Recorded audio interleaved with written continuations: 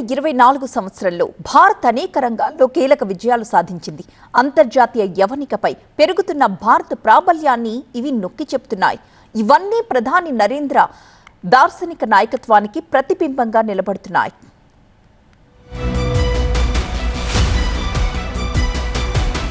ఆధ్యాత్మికం నుంచి అంతరిక్షం వరకు 2024 సంవత్సరంలో భారత్ అనేక విజయాలు నమోదు చేసింది. వైద్య రంగం, పర్యావరణం, రవాణా రంగం, రక్షణ రంగం, ఇలా చెప్పుకుంటూ పోతే అనేకం కనిపిస్తాయి. ఈ ఏడాది రైల్వే రంగం అనేక విజయాలు నమోదు చేసింది. వందే భారత్ లో కొత్త వర్షన్ వందే మెట్రో గతేడాది సెప్టెంబర్లో ప్రధాని మోదీ అహ్మదాబాద్ లో ప్రారంభించారు. అహ్మదాబాద్ భుజ్ మధ్య తిరిగే ఈ రైలు నమో భారత్ ర్యాపిడ్ రైల్ అని పేరు పెట్టారు.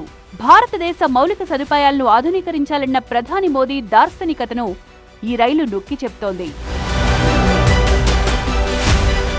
పశ్చిమ కనుమల్లోని ఇగత్పురి సరస్సులో సెంట్రల్ రైల్వే మొట్టమొదటి తేలియాడే సోలార్ ప్లాంట్ ఏర్పాటు చేసింది.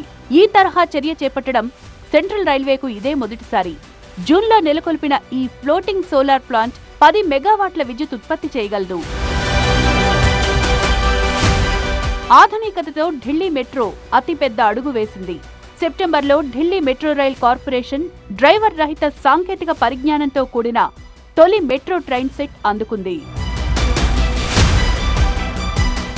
తమిళనాడు రామేశ్వరంలో నిర్మించిన పంబన్ బ్రిడ్జ్ ఆధునిక ఇంజనీరింగ్ నైపుణ్యానికి నిదర్శనం. ఈ నిట్ట నిలువు రైల్వే బ్రిడ్జ్ పనులు నవంబర్లో పూర్తయ్యాయి. తుప్పు పట్టిపోయిన 105 ఏళ్ల నాటి బ్రిడ్జి స్థానంలో దీన్ని ఏర్పాటు చేశారు. మౌలిక సదుపాయాల అభివృద్ధిలో ప్రధాని మోదీ సారథ్యంలో భారత్ సాధిస్తోన్న ప్రగతికి ఈ పంబన్ బ్రిడ్జ్ ఒక బలమైన ఉదాహరణగా నిలుస్తోంది.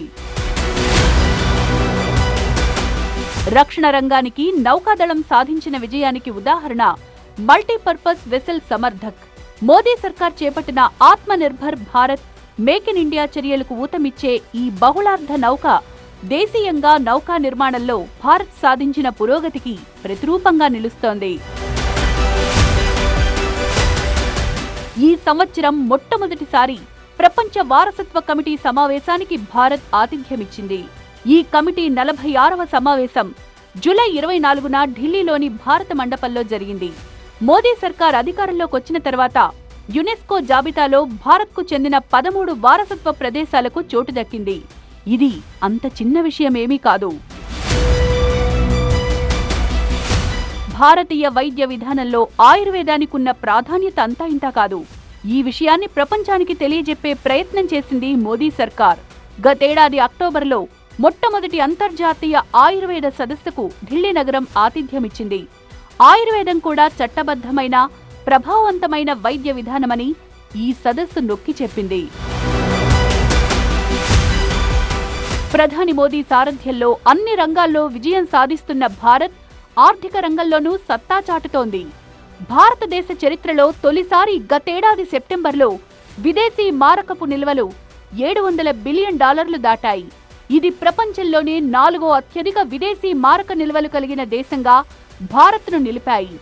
డిజిటల్ లావాదేవీల్లో భారత్ రికార్డును బహుశా ఏ దేశమూ బీట్ చేయలేదేమో. గతేడాది అక్టోబర్లో 16.58 బిలియన్ లావాదేవీలు జరిగాయి. డిజిటల్ రంగంలో సమూల పరివర్తన సాధించాలన్న ప్రధాని మోదీ ఆకాంక్షలకు ఈ లావాదేవీలు ప్రతిరూపంగా నిలుస్తున్నాయి.